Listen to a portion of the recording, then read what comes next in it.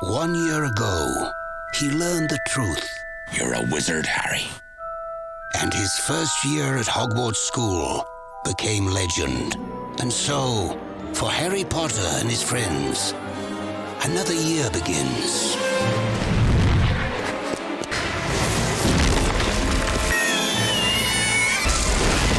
It's very different from the first film. It's got basically more of everything. Hold still!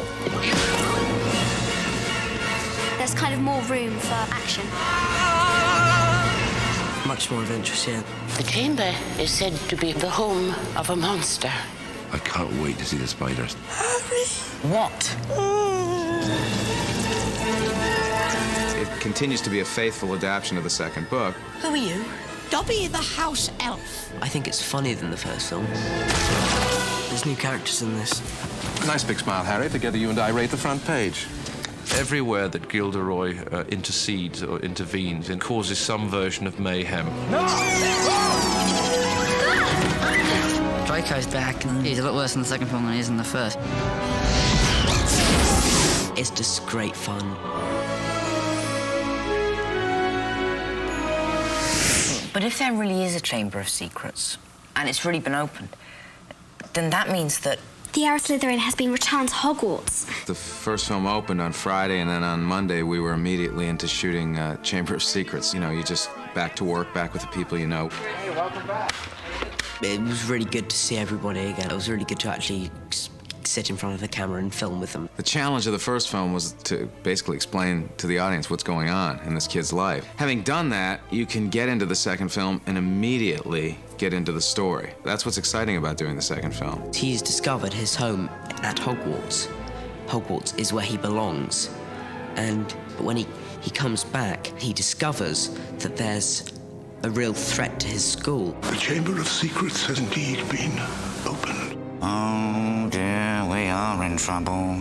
Unless the culprit is caught, it is likely the school will be closed. Hogwarts was founded by 4 professors. One of them was Salazar Slytherin. So Slytherin built a secret chamber in the school called the Chamber of Secrets, where he could go and work on his dark magic. The only way the chamber could be opened was by the true heir of Slytherin. And in the film, we try to find out who the heir of Slytherin is. Our goal with the films is to have them be true representations of the books, in spirit and in story and character. You heard what Hagrid said.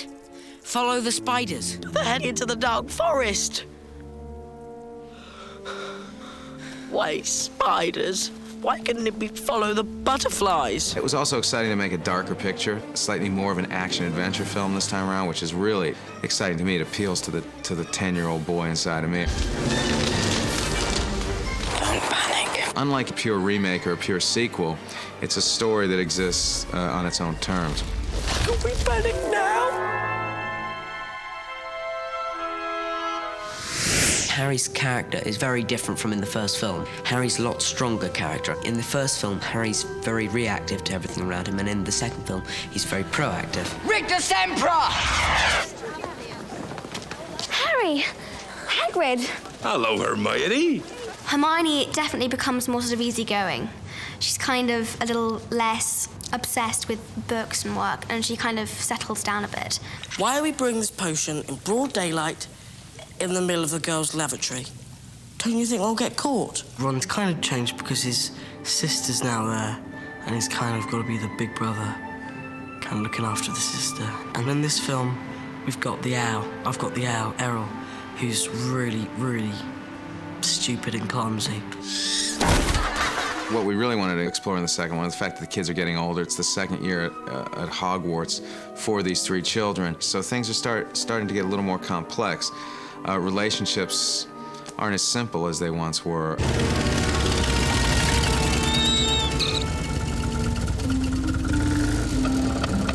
Hiya, Harry. Rupert is incredibly funny, and we had a great time because we've spent about a month in the flying car together. What happens is they can't get through the platform, so they have to take the flying car because they can't catch the train to get to Hogwarts. We must be getting close. Hold on.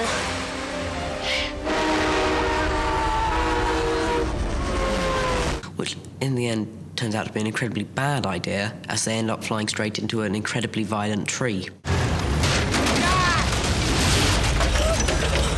Oh yeah, that was really fun.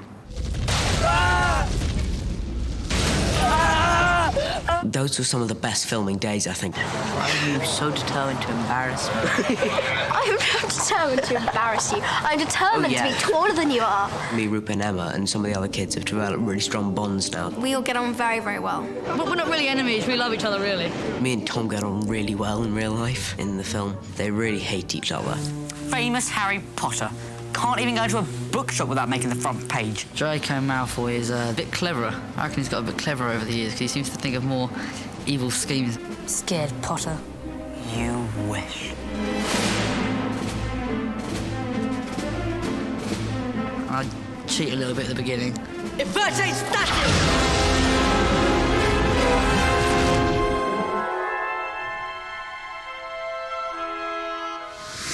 Ladies and gentlemen, Mr. Gilderoy Lockhart. Here he is.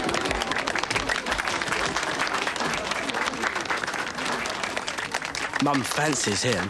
Gilderoy Lockhart is a very vain, egotistical author. He pretends to be humble, and he pretends to be brave and strong, and he pretends to be a gracious person, but in reality, he's not any of those things. He's a complete and utter phony. If we are to believe everything he says, he has taken on more wizards and foul creatures and monsters than any other wizard in living memory. Gilderoy Lockhart, Order of Merlin, 3rd class. Honorary member of the Dark Force Defense League and 5-times winner of Witch Weekly's Most Charming Smile Award. Hermione is seriously dreamy about Lockhart. He is singularly the most gorgeous Defense Against the Dark Arts teacher this year at Hogwarts. I didn't get rid of the band and banshee by smiling at him.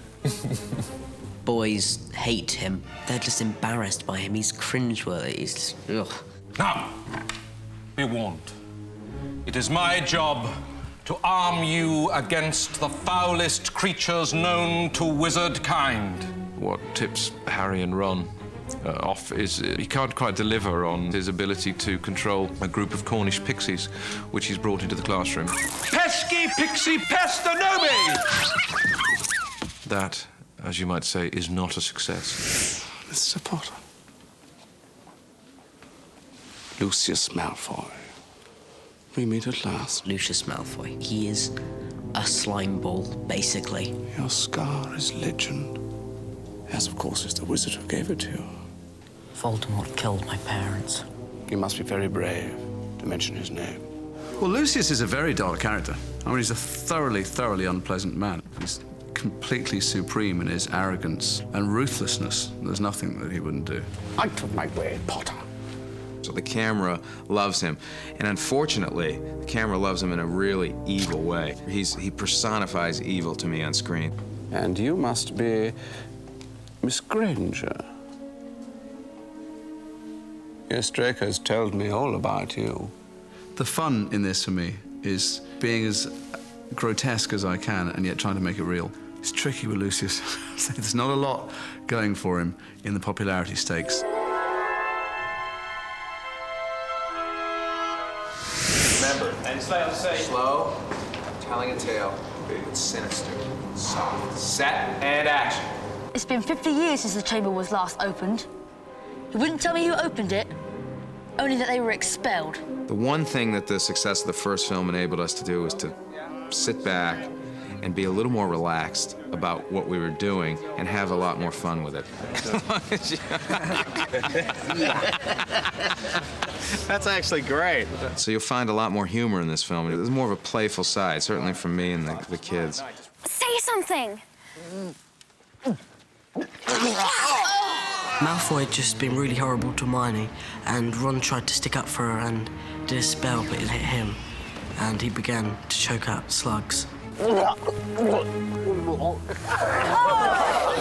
they tasted quite nice, actually. Let's take him to Hagrid.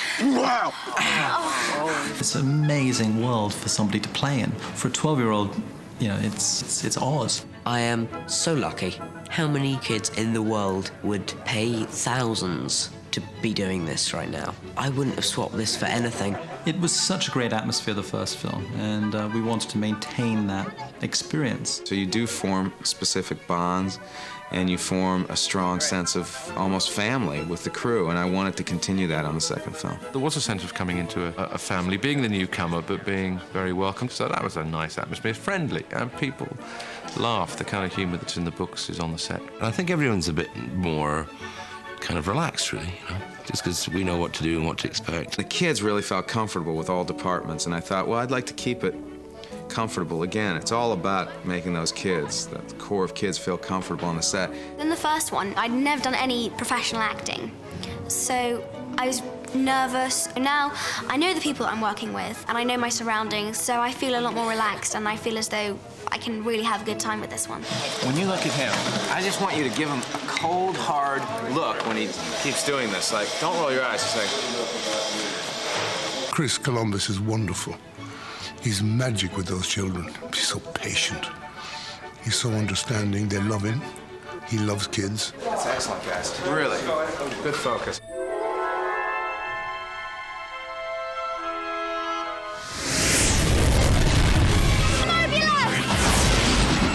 There are loads of twists and turns everywhere.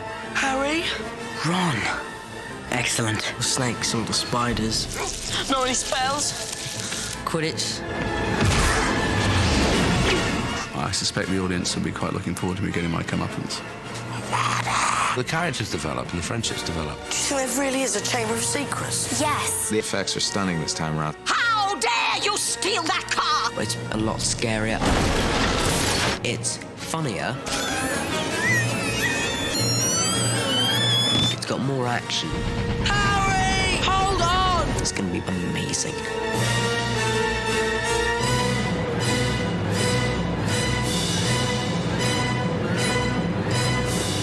Harry Potter and the Chamber of Secrets. Let us hope that Mr. Potter will always be around to save the day. Don't worry. I will be.